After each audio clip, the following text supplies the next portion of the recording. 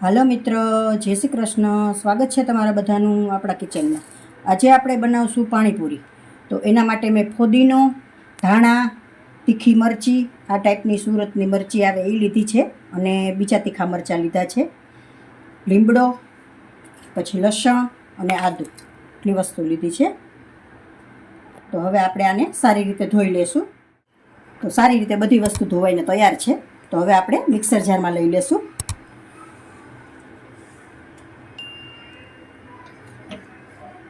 થોડું થોડું એડ કરશું.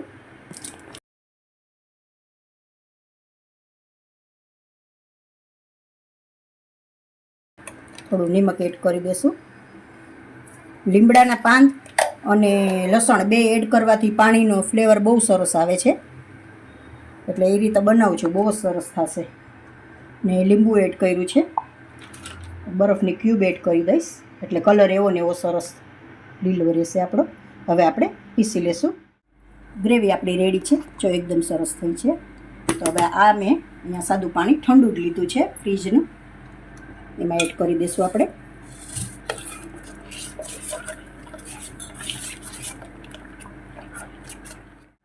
હવે થોડો આપણે આમાં સંચર પાવડર એડ કરી દઈશું, 1 ચમચી જેટલો.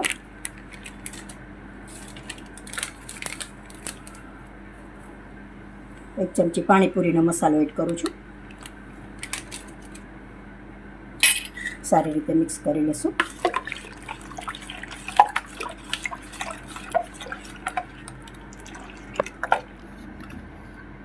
થોડા ધાણા એડ કરી દઈશું. તો પાણીપુરીનું પાણી આપણું તૈયાર છે. હવે આપણે ચણા બટેટા બાફવા મૂકી દઈશું. તો ચણા મેં સવારે પલાળી દીધા હતા, અને બટેટાને સારી રીતે ધોઈ લીધા છે. તો આનું પાણી આપણે કાઢી નાખશું ધોઈને. કુકરમાં આપણે પાણી મૂકી દીધું છે. હવે આ ચણા એડ કરી દઈશું એમાં. બટેટા પણ એડ કરી દઈશું. 1 ચમચી નિમક એડ કરી દઈશું. બંધ કરી 5 થી 6 વિસલ પડવા દઈશું. ચણા બટેટા સારી રીતે બફાઈ ગયા છે. તો હવે આપણે આને મસાલો કરી લઈશું. પહેલાં થોડા ક્રશ કરી લઈશું આ રીતે.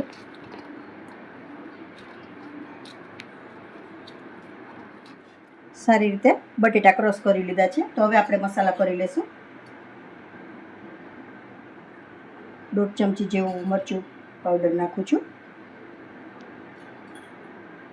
1 ચમચી ધાણા પાવડર,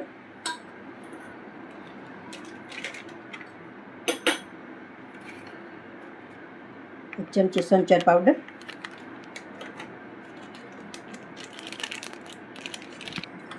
પાણીપુરી મસાલો 1 ચમચી, અડધી ચમચી ગરમ મસાલો, થોડા ધાણા એડ કરી દઈશું. લીંબુનો રસ, 1 લીંબુનો રસ મેં એડ કરેલો છે. હવે આપણે સારી રીતે મિક્સ કરી લઈશું.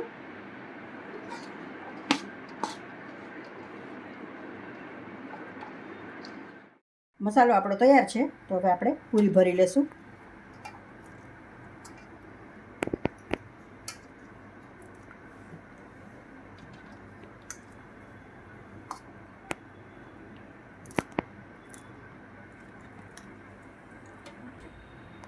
પૂરી ભરાઈ ગઈ છે. હવે આપણે કાંદા એડ કરી દઈશું.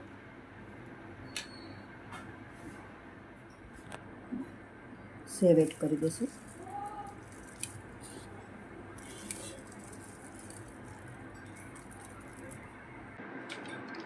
થોડા ધાણા એડ કરી દઈશું. પાણીપુરી આપણી તૈયાર છે. તો હવે સુરતનું ફેમસ એવું ચૂરું બનાવશું આપણે. ચૂરું બનાવવા માટે આપણે આ રીતે આમ ભૂકો કરીને પૂરી લેશું બધી. એમાં ચણા અને બટેટા બંને એડ કરી દઈશું.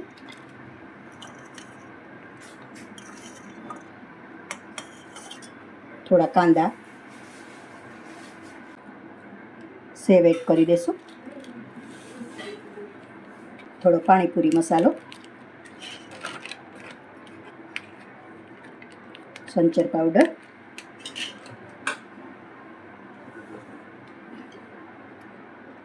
મરચું, ધાણા પાવડર, પાણીપુરીનું પાણી,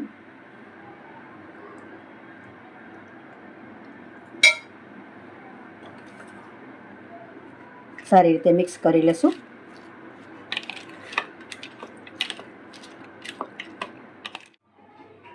જો મિત્રો, તૈયાર છે આપણી પાણીપુરી અને સુરતનું ફેમસ ચૂરું.